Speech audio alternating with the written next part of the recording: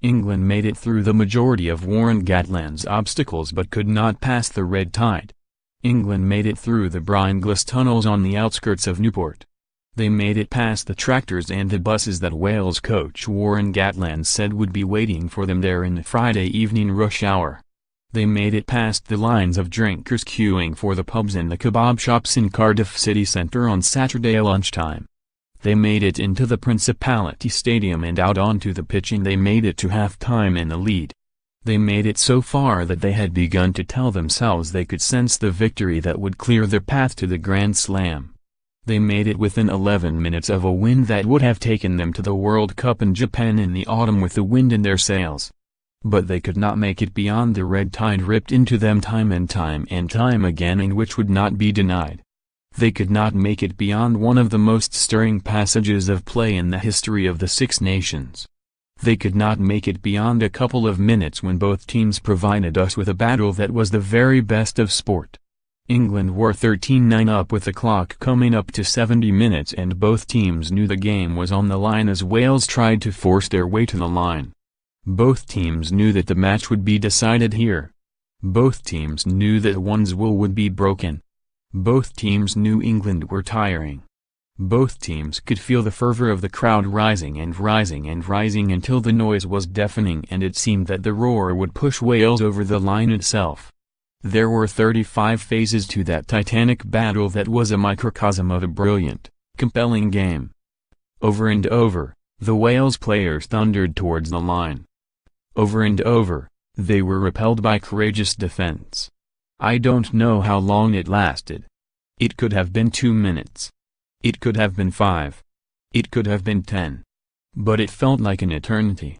It felt as if time had been suspended and as if the clocks would only restart when Wales scored.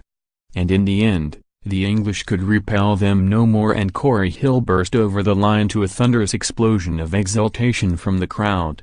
What a moment! It was the kind of moment that only the greatest sport can provide. In the stands, Wales fans flung their arms around each other, lost in the joy of what they had just seen. That will go down as one of the greatest Six Nations tries of all time, England World Cup winner Matt Dawson said. It felt like a vindication of the game and a vindication of this country's love for rugby. In those moments of epic struggle, the players had repaid the faith of the fans.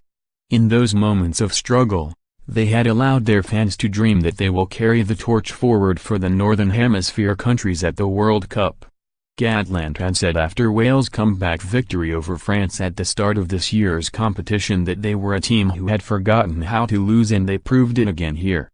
This was their 12th successive Test victory, beating a Wales record that had stood for 109 years. This was quite a way to break it. Wales are now the only team who can win the Grand Slam, but just as important, this victory will give Wales and Gatland a psychological advantage over Eddie Jones and England as they move ever closer to the World Cup in Japan in 7 months' time. Gatland and Jones had engaged in some low-level sniping in the last couple of weeks.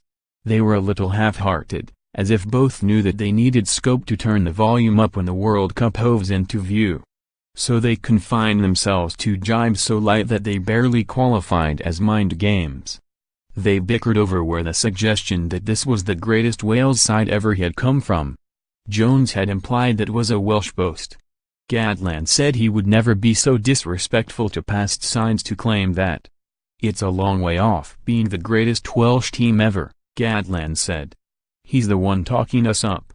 Jones let it go with a shrug of the shoulders, and Gatland moved on England's volatile prop Kyle Sinclair, who he coached during the Lions tour of New Zealand. There is a challenge with his temperament, Gatland said. He's aware of it. Other players are aware of it. We've already seen in the Six Nations he's been involved in a couple of incidents.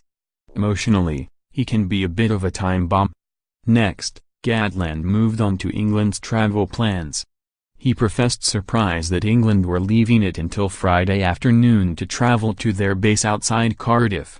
He implied that the vehicular equivalent of setting off the fire alarm in the opponent's team hotel the night before the game might come into play. I think England are making a significant mistake by traveling tomorrow, Gatland said. Coming through Newport at about 5 o'clock is probably not the best thing to be doing, going through the Brynglas Tunnels. There's a good chance there could be tractors and buses holding them up. That's going to be an experience for them. When the game began, it felt as if the attempts to goad Sinclair, in particular, had backfired. The Harlequins' man was indomitable, remaining immune to the attempts of Wales skipper Alan Wynne-Jones to rile him and throwing himself into tackle after tackle. He was like a dynamo. One moment summed up England's ferocious defense in the first half.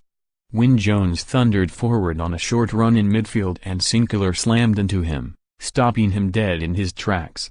Then Sinclair drove him back and deposited him on the floor as if he were hurling a sack of cement into a flatbed truck.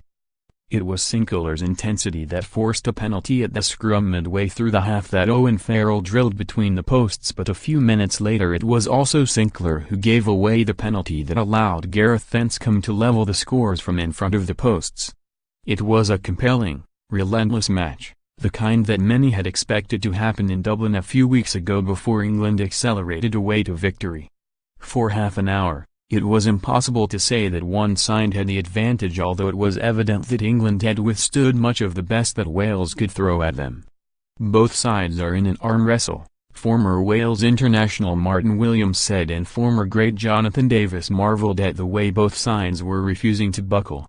"It's such an intense test and counter, nothing is happening," Davies said.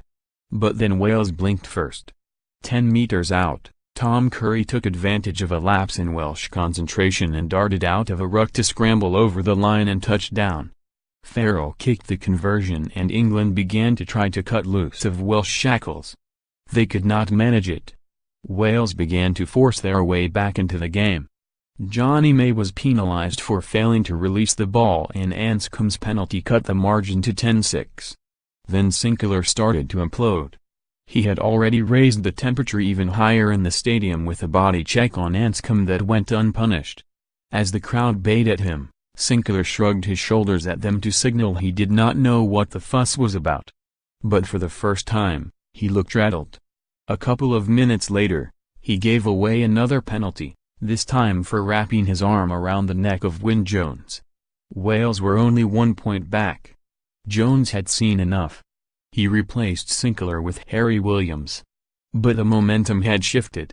Wales were unstoppable now. They went 3 points further behind, but they shrugged it off. Then came the epic passage of play that sealed the match. Wales gilded it with another try from Josh Adams, who outjumped Elliot Daly to a high kick. It was a fine conclusion to sport at its best.